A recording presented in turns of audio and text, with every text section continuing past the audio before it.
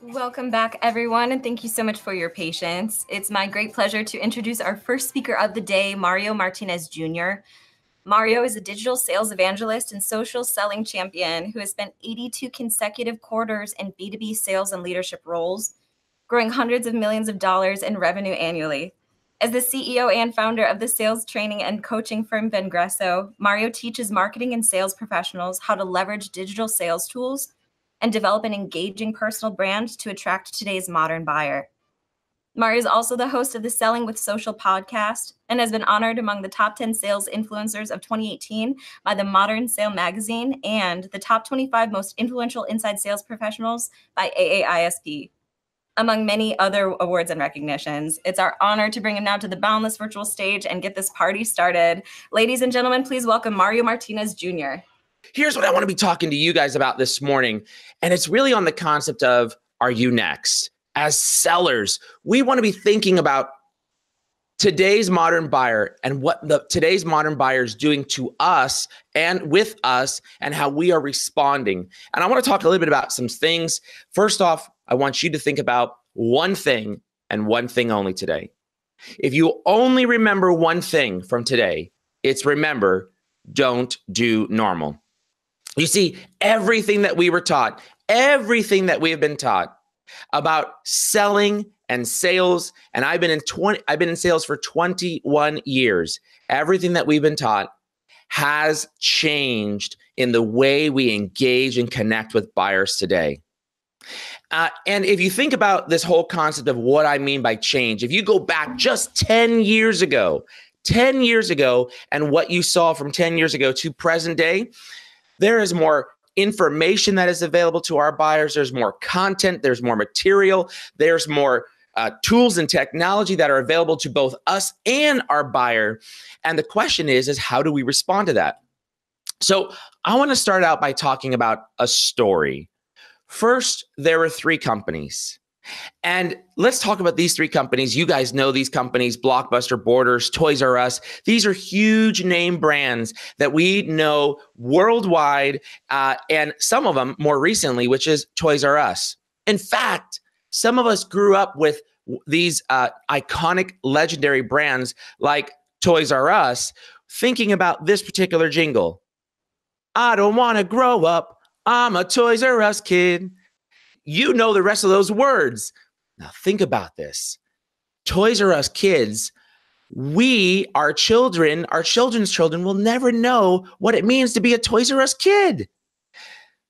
So the question you want to ask yourself is, what happened? What happened to these iconic, legendary brands? Well, let's take a second here. And I want all of you to listening in. Unfortunately, I can't do a live poll here, but I want you listening in and answering this particular question. Do you think it was because technology changed the game, customers wanted to buy differently, or leadership didn't adapt fast enough? Now, I'm going to give you a moment just to think about that in terms of what happened to these brands. Look at the answers on the board here. And tell me, which one do you think it was? Technology, customers, or leadership? If you answered technology, you're correct. If you answered customers, you're also correct. And if you answered leadership, didn't adapt fast enough, you are also correct. These are the three things that happened to these companies. If you bundle it down or narrow it down, into one specific or three specific items, these are the three specific items that challenged these companies. And I want you thinking that because this is very important to sellers today. Sellers today. Technology changed the game. Customers wanted to buy differently, and leadership didn't adapt fast enough. And now, every one of these companies are gone. So the question I want you thinking about next is, are you next? Can you as a seller become obsolete just like these legendary, iconic, multi-billion-dollar brands did? So let's first address the question, has technology changed the game on us today as sellers? I'm going to take you through 4 cardinal attributes of today's modern buyer. I'm going to prove out to you that today's modern buyer has changed the game on us, and we need to be thinking differently about how to engage. And the rest of the presentations that you're going to be seeing later on today from folks like Keenan and others, other amazing speakers, they're going to help you to fundamentally transform into a modern day selling machine. So let's think about the 4 things that have challenged us as sellers today. Number 1, today's modern buyer is digitally connected. That's number 1, digitally connected. Number 2, they are socially engaged. Number 3, they are mobile attached. And number 4, they are video hungry. All right. Now, keeping these 4 things in mind, I want you to think about how I'm going to prove to you these 4 elements. Let me first prove to you that we are a digitally connected society group, both your buyers as well as yourself. And then I'll prove socially connected, mobile attached, and video hungry. First proof point. Let's take a look at that. Today's consumer worldwide, today's individual has 3.64 connected devices. And did you know that this number is about to go to 6.58 connected devices in approximately 1 year from now? 1 year from now, we will go to 6.58. Now, I want you thinking about what exactly do people do on a connected device? Remember, a connected device means that it's connected to somehow to the worldwide internet, and they're doing something. What are we doing on a connected device? Well, I can tell you exactly what you're probably doing. You're pulling information and you're pushing information. You're consuming information at an alarming rate. And I'm going to talk to you a little bit about video as an example that of how you're consuming it as well as your buyers are consuming it. So, number 1, 3.64 average connected devices worldwide, going to 6.58. We have got to recognize that individuals are going to be pulling and pushing information with these connected devices. All right, number 2, I'm going to prove out to you that we are a socially engaged community. How so?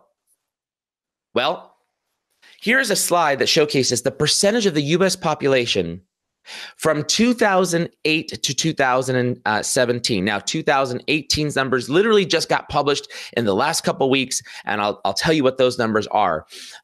So 2008 went from 24% of the US population alone, just US population. Now, I recognize that there's a global population that is watching this video right now, and I'll share with you some international stats as well. 24% of the US population to 81% of the US population had a social networking profile. Now, I want you to think about this.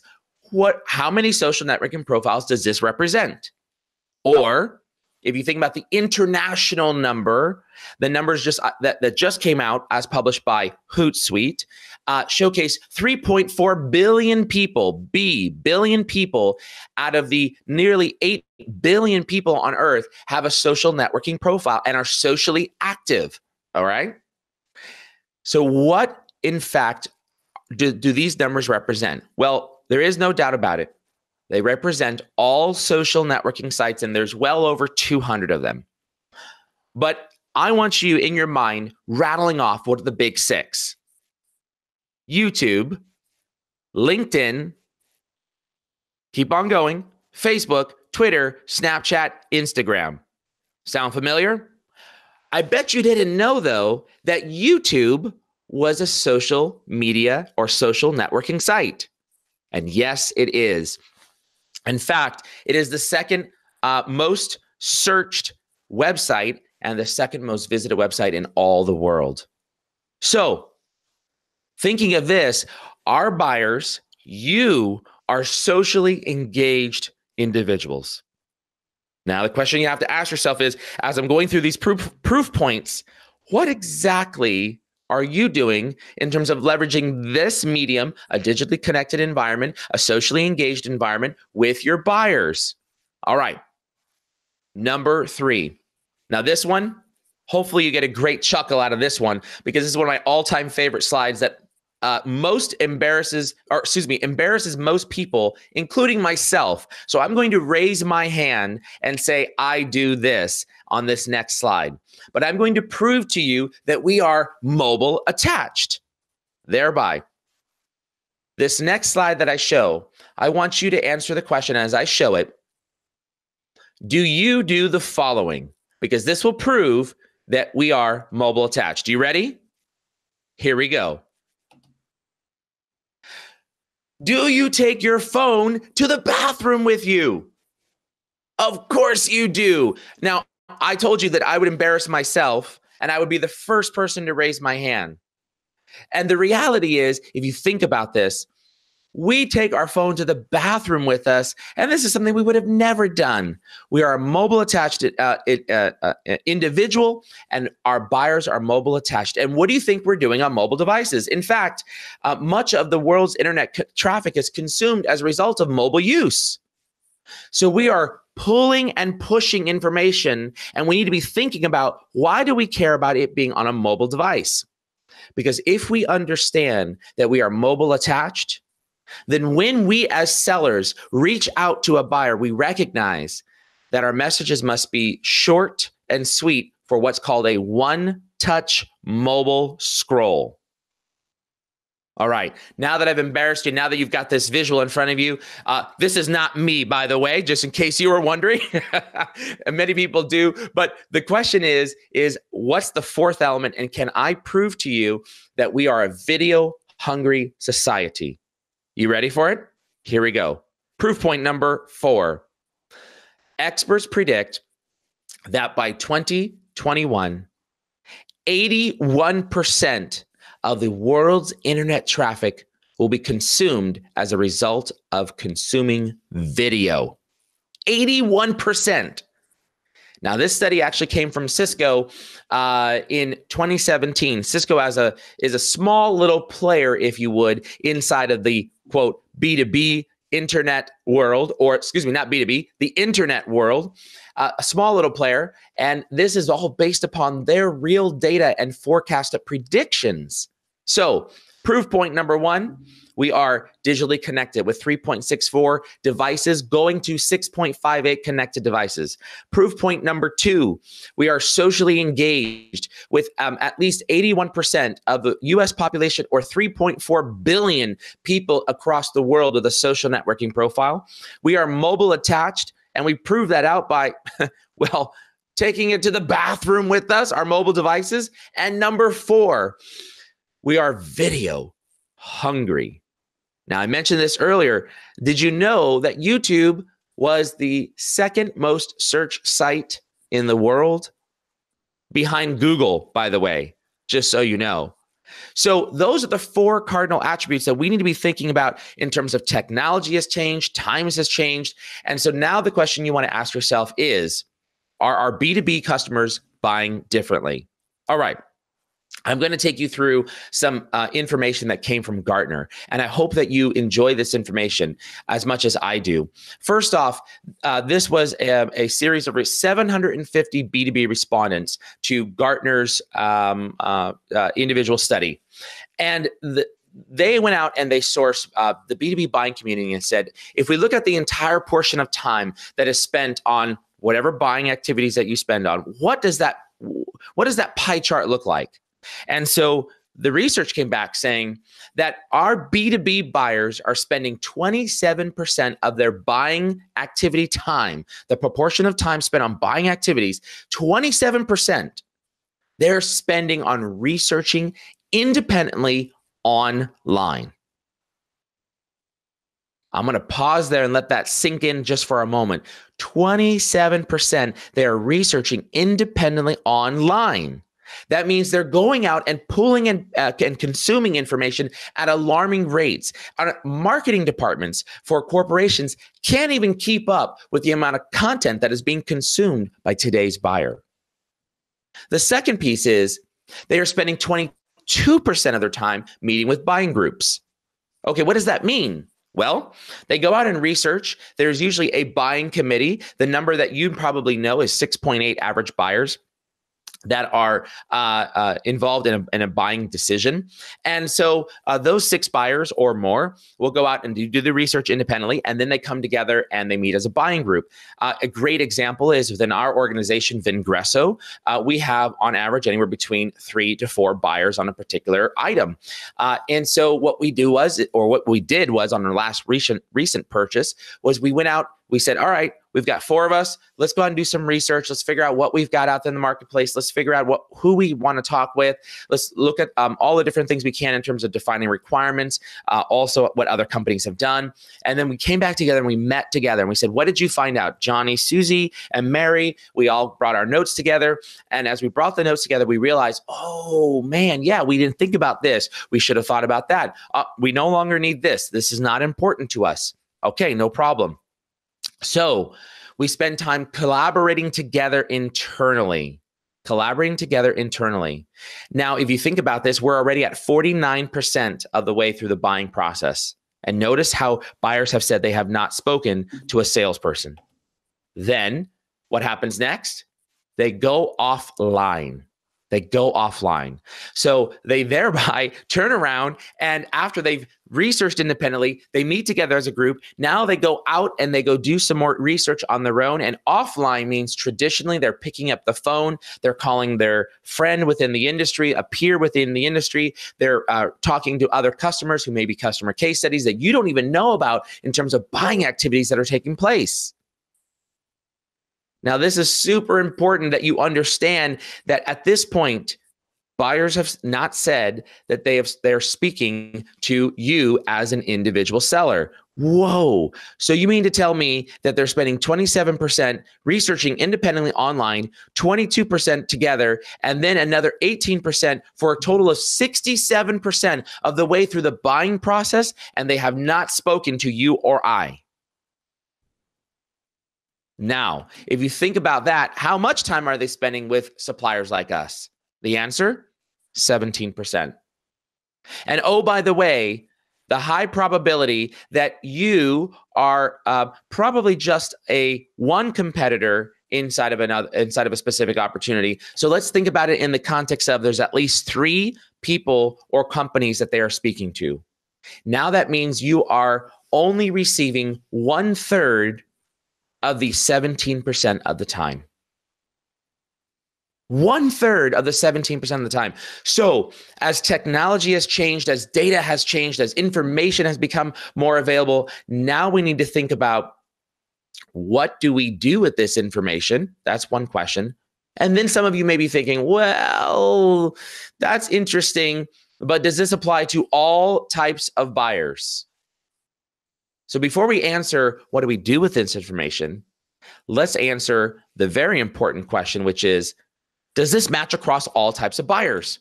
So Gartner did another study as it related to B2B buyer journeys and what they do and how they leverage digital channels or sources across millennials, Gen Xers, and baby boomers. And they segmented it between the early, the middle, and the late part of the stage of the purchase stage. So millennials, as you see across the board, they actually started out with using digital sources. 95% of millennials started out early, and 93% ended with using digital sources throughout the buying journey. Okay.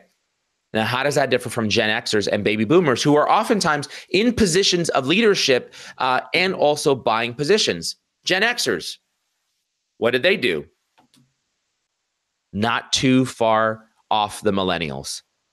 Early on in the buying process, 93% of buyers use digital sources throughout the buying journey, and then slightly tapered off at the late stage of the game. So this means that digital channels for millennials and Gen Xers are extremely critical. And as sellers, as leaders who are listening to this presentation right now, you want to be thinking about, are my sellers, if you're a leader, or am I digitally engaged, socially connected, video hungry, with and engaged with my particular buyers. However, we still have a large portion of baby boomers that are there as part of our buying community. So how did they differ? So interestingly enough, 65% of boomers use digital sources early on in the buying phase. In the middle, it spiked and it dropped pretty significantly at the end. Now, why did this happen? Well, there's a number of different theories behind this, but as you and I may know or may think, boomers are pretty relationship-oriented individuals. And so in the beginning, they may do some research, but once you come in and present to them, oftentimes, now they want to go validate what it is that you're telling them. And that's that middle part of the journey. And then at the end, it's still all about relationships for them. And it's all about, talking to other individuals, using less information that's available online, and really more using the community and going through the process and building relationships. So the fact of the matter is that across all generations, from millennials to boomers, early, middle, and late stage has changed the game on us. And so what I want to show you now is what I talk about, the old way of selling versus the new way of selling. Now, the old way of selling is central and still key. You're going to hear from some of the speakers today talking about some of these individual skill sets: cold calling, email blasting, asking for a referral, attending networking events.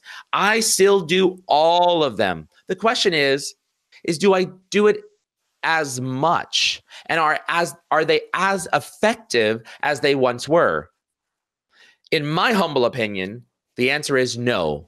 I do not do it as much, for sure. And in my humble opinion, I believe that they're not as effective as they once were before. In fact, the data shows that generally out of 100 calls or out of 10 calls, whatever percentage you want to use, you're only going to get about three phone calls out of 100. All right. And the proportion is the same. It's 3% of whatever number of calls that you make, you'll be able to connect with somebody through a cold call. And emails are even worse. They're less than 2%, generally speaking. Now, of course, there are outliers. Could you get as much as 10%? If the answer is yes, awesome. You are doing an amazing job at being able to connect with your buyers. But the question you need to be thinking about is wait a minute, if I'm only getting, and let's just say for argument's sake, instead of 3 out of 100, if I'm only getting 10 conversations out of 100, the question that you want to ask yourself is this: what are you doing about the other 90% of buyers that you are not reaching? What is the plan to address the other 90%? And oh, by the way, if your CEO asked you, what are you doing about the other 90% and you don't have a plan, I'm pretty positive it won't be a very good conversation with that CEO. So if this is the old way of selling, what then is the new way of selling? The answer is the omni-channel approach. And so what you see right here in the middle is the same exact icons that I just showed you as the old way. That is still core and central to sales development and to engaging with today's modern buyer. Still, there are individuals who will not answer any of these other channels and will prefer a phone call. No problem. There are still individuals that would rather receive an email. No problem. And there are still people who will only engage with you through networking events that you've been referred into them. All right. That's still central. But all of the other ways have now entered in what we call the omni-channel approach to prospecting. First, text messaging. Think about it. How many of you text message with your buyers and prospects today? Social networks is a big one. Leveraging digital video for prospecting and communicating, and now even use cases within customer success. Getting a digital referral. In fact, think about this. Most of you don't have an old school Rolodex sitting on top of your desk anymore that's indexed from A to Z with the cards, business cards. What is our digital Rolodex? Well, it's LinkedIn as an example. And with LinkedIn, I can filter my Rolodex. I can determine who I want to call, who I'm connected with. I can filter down to an area. I can also look for specific sets of keywords. I can do all kinds of amazing things when it comes to the new way of prospecting by leveraging a tool called LinkedIn that creates my digital network. Also, the buyer now is engaging you because they're going out and doing research. You may be active or maybe coming through your company's website, but buyers are more and more wanting to be the person who initiates because they are the ones out there doing the research. And finally, sales AI. In fact, if you went to Vengreso.com and you actually downloaded one of our assets, I'm going to let you know now that you would never know it, but one of our AI SDR bots will actually engage with you and get you to book a meeting or ask if to book a meeting with one of our salespeople. And none of our buyers even know that. So this is what we call the omni-channel approach, guys, to selling. And what I want you guys thinking about is, am I socially engaged? Am I digitally connected? Am I video hungry? Because our buyers are utilizing these methodologies. You may not be able to control sales AI. You certainly can help control whether or not a buyer engages you by being socially active. And certainly you can engage text. So now the number of arrows in our quiver has just increased. And our job as sellers and our job as leaders is to figure out which arrow we are going to use to be able to engage with that individual buyer. And that's why our job has become much more difficult. So you have three choices now that you've gone through this presentation. Choice number one is you can do absolutely nothing. You can continue going the route that you are, 100 calls per day, or leveraging only a single methodology, which is calling or emailing. Or you can also let the competition go first. Or finally, you could adapt and get help. I hope that you're going to choose number three, because I'm going to show you 4 tips right now to help you develop some digital leadership. So the first tip that I want you to think about is creating an executive profile. Now, if you are a leader or if you are a seller, this applies to you. The report from LinkedIn, State of Sales Report in 2018, which was published at the very end of 2018, asked buyers, what percentage of the time do you look back at a seller's LinkedIn profile when they've reached out to you? The answer, 62% of buyers said that they look back at your profile, our profile, to determine if they are going to create further engagement with you. So what does this mean? It means that we need to look at transforming our individual brands from a resume into a resource for our buyers. And we need to think about, man, if a buyer Googles my name, Mario Martinez Jr. on Google, what will they find? Will they find information and content that I want them to see?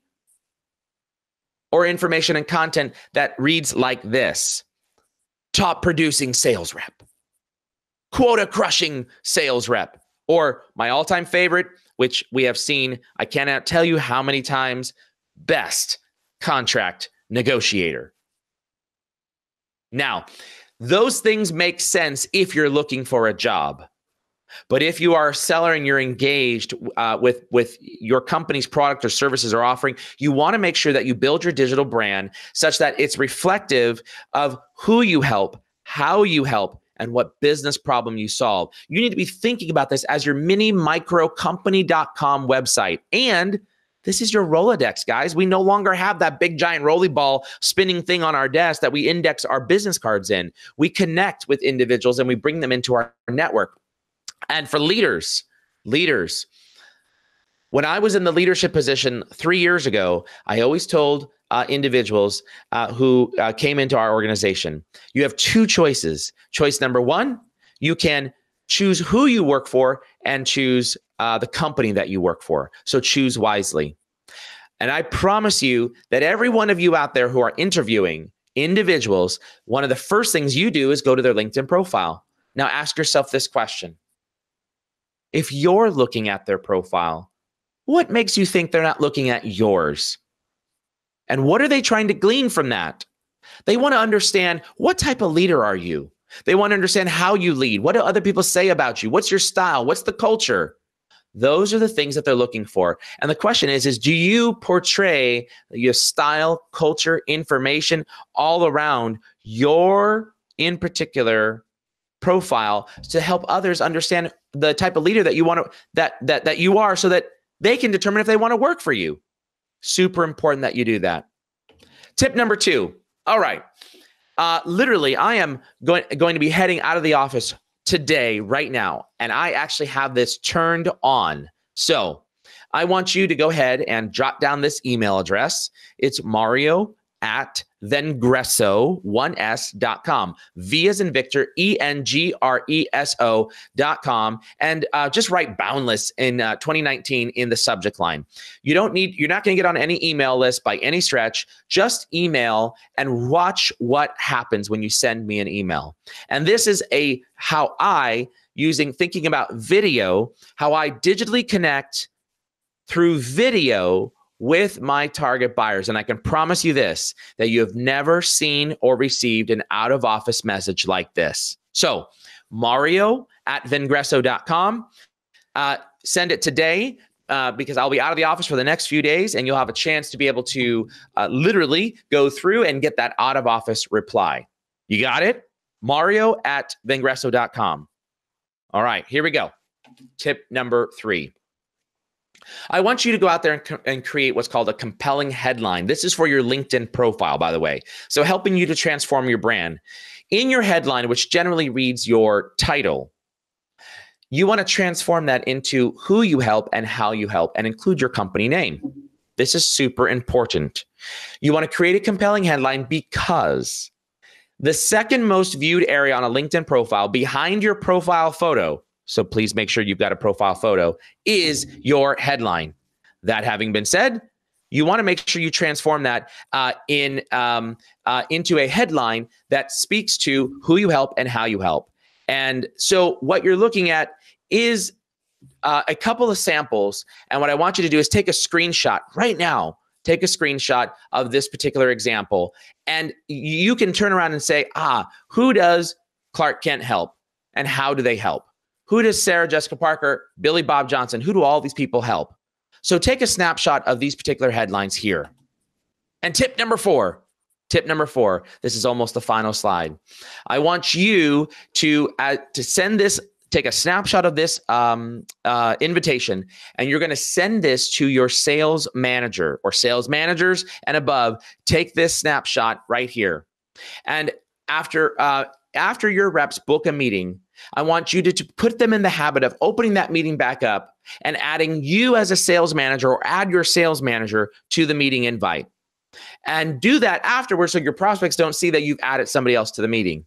And a couple days before the meeting, I want the sales manager, who will not be able to join every single meeting, I want them to be able to send a message just like this. And why is this important? Because now you're digitally connecting both you and your sales manager to this particular buyer. And now if you're both sharing content and engage, your buyer has double the opportunity to be able to see content and messaging coming from your particular company. So, I'm sorry, I have a bonus tip inside here, and here's the one for reps. Connect before every single meeting. Most reps that we work with wait until after they've spoken to the person. 25% of your meetings are going to be canceled or rescheduled. So you might as well get these people into your network the moment that they've accepted an upcoming meeting. Get it before you meet with them. So I told you in the very, very beginning, if you only remembered one thing, remember, don't do normal. The world has changed on us from a technology perspective, from a buyer consumption perspective, as well as from a how we engage with them perspective. So the question that remains is, will you be next? Will you be the individual that ends up like those iconic brands that we mentioned earlier? Or will you adapt and get help? Guys, thanks so much for having me. I hope you enjoy Boundless 2019. It is an amazing opportunity here to learn, take all the notes you can, and I'm going to hand this back over to all of you back at the headquarters there.